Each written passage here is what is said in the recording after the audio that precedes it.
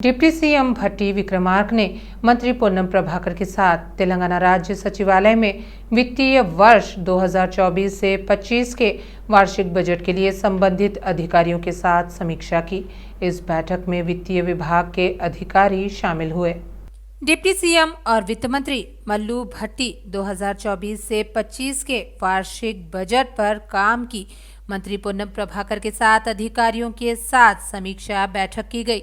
रामकृष्ण विशेष प्रधान सचिव वित्त विभाग श्रीनिवास राजू, प्रधान सचिव परिवहन विभाग ज्योति बुद्ध प्रकाश, सचिव परिवहन विभाग आरटीसी एमडी सज्जनार, इस बैठक में वित्त संयुक्त सचिव हरिता और डिप्टी सीएम सचिव कृष्ण भास्कर शामिल हुए। तेलंगाना कांग्रेस आगामी संसद चुनाव की तैयारी करेगी। तेलंगाना कांग्रेस पार्टी प्रभारी दीपादास मुंशी ने टी कांग्रेस नेताओं के साथ बैठक की। दीपादास मुंशी ने बंजारा हिल्स में मंत्री क्वार्टर में मंत्री कोमटिरेड्डी वेंकट रेड्डी से मुलाकात की। दोनों नेताओं ने आगामी संसद चुनाव में अपनाई जाने वाली रणनीति पर चर्चा की। तेलंगाना में कार्यकर्ताओं को एकजुट करने के लिए जिला स्तर पर बैठकें आयोजित करने का निर्णय लिया गया ताकि कांग्रेस पार्टी बहुमत से सीटें जीत सके। राज्य के मुख्य सचिव रेवंत रेड्डी ने सार्वजनिक सरकार के गठन के बाद राज्य में कुंडगल निर्वाचन क्षेत्र के कोसगी शहर में पहली सरकारी इंजीनियरिंग कॉलेज की स्थापना की। इस मौके पर प्रोफेसर जयशंकर के छात्र संघ के नेताओं ने सीएम रेवंत रेड्डी को धन्यवाद दिया। प्रोफेसर जयशंकर ने छात्र संघ के नेताओं ने ओयू आर्ट्स कॉलेज में सीएम रेवंत रेड्डी के चित्र की शोभा बढ़ाई। उन्होंने कहा कि उन पर विश्वास करने वाले कोंडागल के लोगों के लिए लगातार कड़ी मेहनत करके कोंडागल निर्वाचन क्षेत्र को शिक्षा, रोजगार और कल्याण के क्षेत्र में और विकसित किया जा रहा है। साई कुमार भीमराव, कोंडा श्रीनिवासचारी, बालचंदर, संदीप नाइक, भानुचंदर और वेंकट रेड्डी ने भाग लिया। दावोस में आयोजित विश्व आर्थिक मंच में तेलंगाना राज्य में भारी निवेश लाने के अवसर पर ओयूजेएसी के राज्य अध्यक्ष टीपीसीसी नेता कोप्पुला प्रताप रेड्डी ने ओयू आर्ट्स कॉलेज में मुख्यमंत्री रेवंत रेड्डी का नेतृत्व किया। इस मौके पर कोप्पुला प्रताप रेड्डी बीआरएस नेताओं और कार्यकर्ताओं ने बीआरएस नेताओं को चेतावनी दी है कि अगर रेवंत रेड्डी के बारे में अनुचित टिप्पणी करेंगे तो इसे बर्दाश्त नहीं किया जाएगा। तेलंगाना राज्य के भविष्य के दूरदर्शी रेवंत रेड्डी ने कहा कि राज्य के लोगों और हमारे बेरोजगार लोगों को उन पर बहुत भरोसा है। उन्होंने कहा कि रेवंत रेड्डी को हमारा पूरा समर्थन रहेगा। बेरोजगार जेएसी के राज्य नेता, बंजारा जनसंघम के अध्यक्ष भिक्षापति नाइक, पुसाला रमेश, टीपीसीसी नेता मंडला रवि, बंजारा भेरी विद्यार्थी संगम के राज्य अध्यक्ष नायक, टीजेएस युवा विंग के राज्य नेता वेंकट रेड्डी, बेरोजगार नेता अशोक रेड्डी स्वामी और अन्य ने इस कार्यक्रम में भाग लिया। मंत्री कोमटिरेड्डी वेंकट रेड्डी ने भविष्यवाणी की कि पूर्व मंत्री जगदीश रेड्डी का जेल जाना तय है। उन्होंने कहा कि कालेश्वरम समेत बीआरएस नेताओं की सभी अनियमितताओं की जांच चल रही है। उन्होंने कहा कि जिन लोगों ने गलत किया है उन्हें बख्शा नहीं जाएगा। उन्होंने आरोप लगाया कि केसीआर सरकार के नेतृत्व में राज्य एक खोखला बन गया है। कोमटिरेड्डी ने कहा इस कारण से वादों के कार्यान्वयन में देरी होगी। कालेश्वरम समेत बीआरएस नेताओं की सभी अनियमितताओं की जांच चल रही है। मंत्री तुम्बाला नागेश्वर राव ने अधिकारियों को सरकारी जमीन पर कब्जा करने वालों पर सख्त कार्रवाई करने का निर्देश दिया। मंत्री ने खम्मम नगर निगम कार्यालय में सभी विभागों के अधिकारियों के साथ कार्य की प्रगति की समीक्षा की। खम्मम निगम के तहत सरकारी और निजी भूमि को दिया जाता है कि उन्हें अतिक्रमण से बचाना अधिकारियों की जिम्मेदारी है। लंबित कार्यों को बिना रुके तुरंत पूरा करने की सलाह दी जाती है। अधिकारियों को सरकारी जमीन पर कब्जा करने वालों पर सख्त कार्रवाई करने का निर्देश दिया गया। ग्रेटर हैदराबाद की डिप्टी मेयर मोते श्रीलता शोभन रेड्डी ने टीएसएसपीडीसीएल जीएचएमसी के अधिकारियों के साथ निजाम के शासनकाल के दौरान निर्मित प्राचीन लालापेट कमान का दौरा किया। जीएचएमसी अधिकारियों को जर्जर लालापेट कमान की मरम्मत के निर्देश जारी किए। डिप्टी मेयर श्रीलता शोभन रेड्डी ने कहा कि पेड़ों की शाखाओं और जड़ों के कारण यह वायर ढह जाएंगे। ऊपरी हिस्से से 11 केवी बिजली लाइनें जा रही हैं, इसलिए TSSPDCL अधिकारियों को भी सहयोग करने की आवश्यक व्यवस्था करने का आदेश दिया गया है। हरियाणा के राज्यपाल बंडारू दत्तात्रेय ने कहा कि भारत के स्वतंत्रता संग्राम में सुभाष चंद्र बोस की भूमिका बहुत महत्वपूर्ण थी। नेताजी सुभाष चंद्र बोस की जयंती के अवसर पर सिकंदराबाद रेलवे स्टेशन के सामने स्थित सुभाष चंद्र बोस की प्रतिमा पर माल्यार्पण किया गया और श्रद्धांजलि दी गई। हरियाणा के राज्यपाल बंडारू दत्तात्रेय ने सभी से सुभाष चंद्र बोस की भावना और उनकी लड़ाई की भावना का अनुकरण करने का सुझाव दिया। बोस को एक महान व्यक्ति के रूप में सम्मानित किया जाता है, जिन्होंने भारत के लिए अपने जीवन बलिदान कर दिया। यह याद किया जाता है उन्होंने आज़ाद हिंद फौज नामक संगठन बनाया और अंग्रेजों के खिलाफ वीरतापूर्ण संघर्ष किया। बीजेपी नेता रघुनंदन राव ने बीआरएस पर तेलंगाना कार्यकर्ताओं पर कभी ध्यान न देने का आरोप लगाया है। उन्होंने शंकरम्मा का नाम फैलाने के लिए कार्यकर्ताओं की आलोचना की। बीजेपी नेता रघुनंदन राव ने कहा कि बीआरएस में उन्हीं को सीटें दी जाती है जिन्होंने सैकड़ों करोड़ कमाए हैं और सीटें बेची हैं। उन्होंने कहा कि ये दुष्प्रचार कर रहे हैं कि बीजेपी और कांग्रेस एक ही है। उन्होंने स्पष्ट कर दिया कि बीआरएस को नष्ट करने के लिए किसी के साथ गठबंधन नहीं किया जाएगा।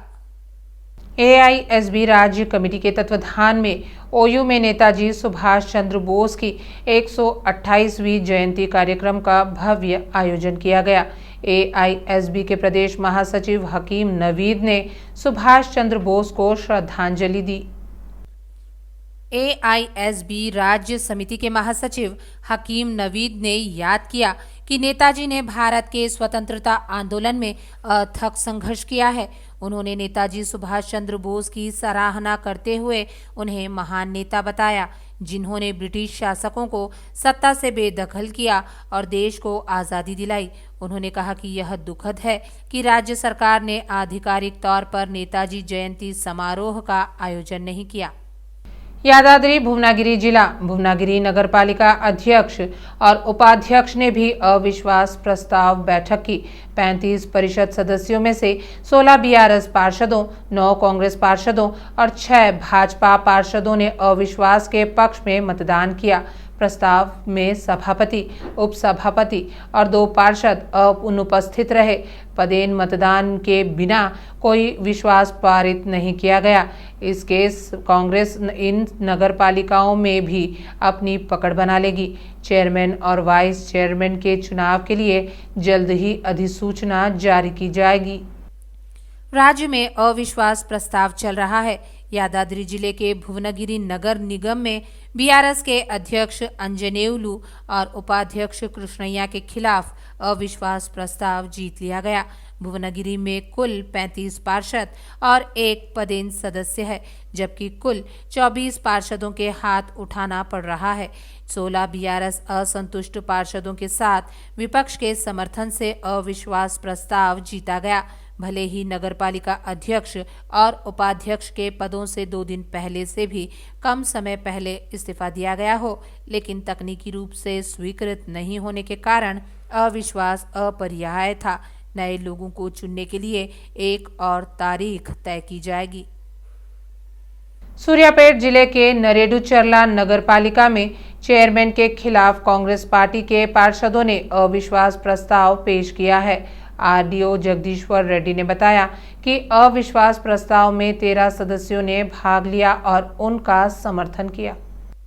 उन्होंने कहा कि नेरेडू-चरला नगरपालिका ने समर्थन के कारण अविश्वास प्रस्ताव जीता। सूर्यापेट जिले के नेरेडू-चरला नगरपालिका में चेयरमैन के खिलाफ कांग्रेस पार्टी के पार्षदों ने अविश्वास प्रस्ताव पेश किया है। आरडीओ जगदीश्वर रेड्डी ने बताया कि अविश्वास प्रस्ताव में 13 सदस्यों ने भाग लिया और उनका समर्थन किया। विधायक रामचंद्र नायक ने कहा कि कृषि बाजार का कांटा जल्द पूरा हो और किसानों को परेशानी न हो। उन्होंने महबूबाबाद के जिला केंद्र में कृषि बाजार प्रांगण में मिर्च खरीदना शुरू किया। उन्होंने खुलासा किया कि जिले में खेती की जाने वाली मिर्च की अच्छी मांग है। उन्होंने कहा कि किसानों को संयम बरतना चाहिए और मंडी कर्मचारियों का सहयोग करना चाहिए। उन्होंने महबूबाबाद जिला केंद्र में कृषि बाजार प्रांगण से मिर्च खरीदना शुरू किया।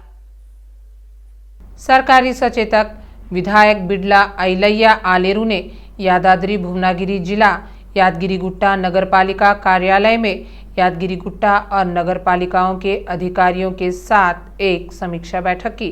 बाद में मीडिया कॉन्फ्रेंस के जरिए ये बातें कही गई। यादगिरी-गुट्टा आलेरू नगरपालिका में पिछली सरकार के कारण कोई विकास नहीं हुआ।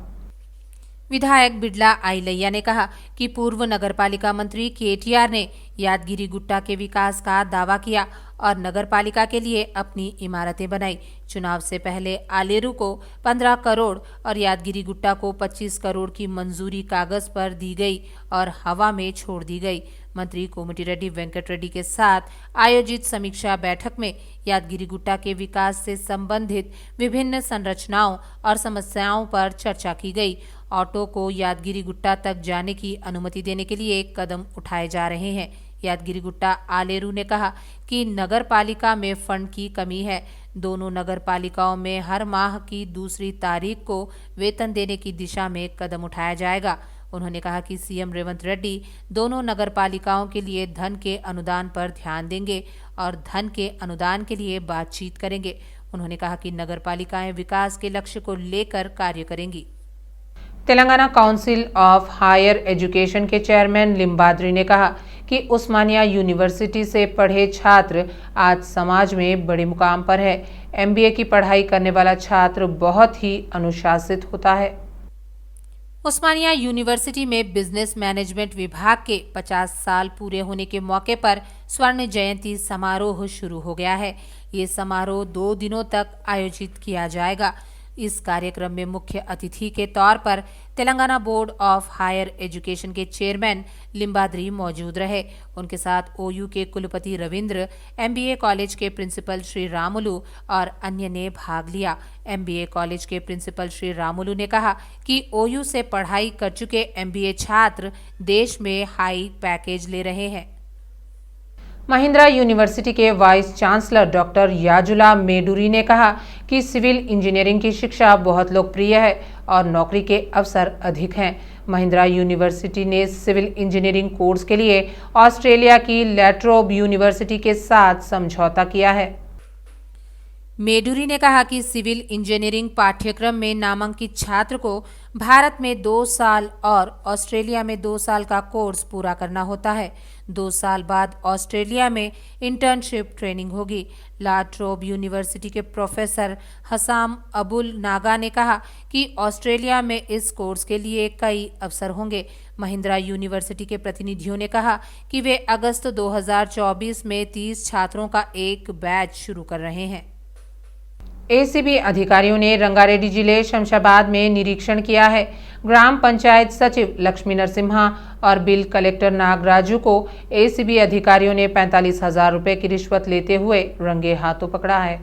सचिव लक्ष्मी नरसिम्हा ने रंगारेड्डी जिले के शमशाबाद मंडल के नरकूड़ा गांव में एक व्यक्ति से हाउस परमिट के लिए रिश्वत की मांग की। जो पीड़ित रिश्वत नहीं देना चाहता था, उसने एसीबी अधिकारियों से संपर्क किया। एसीबी अधिकारियों ने बताया कि नरकूड़ा गांव में ग्राम पंचायत कार्यालय में सचिव लक्ष्मी नरसिम्हा और बिल कलेक्टर नागराजू को 45,000 रुपए की रिश्वत लेते समय हिरासत में लिया गया। चोरी उनके लिए हाथ का कमाल है। नगदी सोना देखते ही गायब करते हैं। त्योहार उनके लिए व्यस्तता का समय है। इसी महीने की 5 तारीख को हबसीगुड़ा में नवकार गोल्ड सोने की दुकान में 2 महिलाएं आईं और चोरी की वारदात को अंजाम दिया।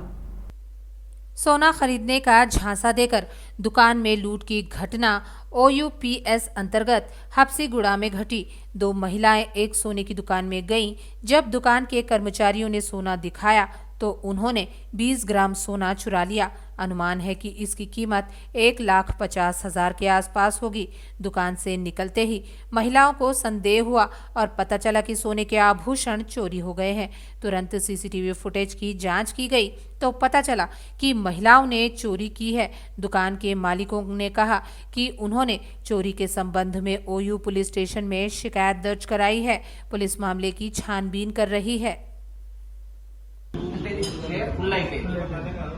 ఫుల్ అయిపోయింది కదా, మనం తీసి వెనకట్టే మళ్ళీ వాళ్ళు ఏం చేశారు, ఈ ఐటమ్ తీశారు, తీసుకొని ఈ ఐటమ్ పెట్టేశారు.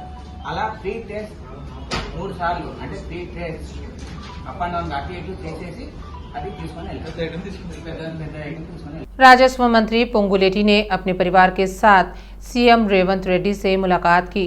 पोंगुलेटी श्रीनिवास रेड्डी के भाई प्रसाद रेड्डी के बेटे लोहित रेड्डी की शादी में शामिल होने के लिए सीएम को निमंत्रण पत्र दिया गया।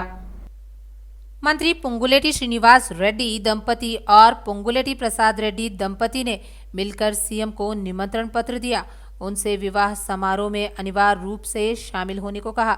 पोंगुलेटी श्रीनिवास रेड्डी के भाई प्रसाद रेड्डी के बेटे लोहित रेड्डी की शादी में शामिल होने के लिए सीएम को निमंत्रण पत्र दिया गया।